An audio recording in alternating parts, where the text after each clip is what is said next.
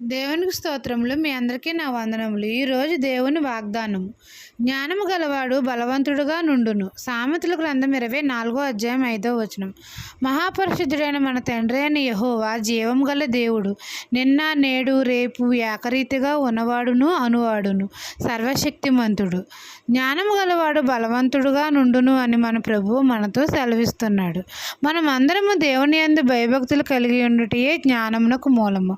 మనకు జ్ఞానము కొదువుగా ఉంటే మన ప్రభువుకు మొరపెట్టినప్పుడు తండ్రి మన మనవి ఆలకించి జ్ఞానమును సమృద్ధిగా దయచేస్తాడు.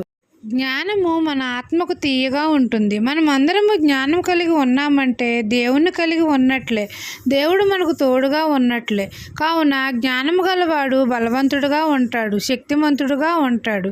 జ్ఞానము వలన ఇల్లు కట్టబడుతుంది, వివేచన వలన అది స్థిరపరచబడుతుంది. ధనమును నమ్ముకొనుట కంటే జ్ఞానమును నమ్ముకొనుట మేలు. జ్ఞానము మనకు ఘనత కలుగజేస్తుంది, ఉన్నత స్థితిలో ఉంచుతుంది.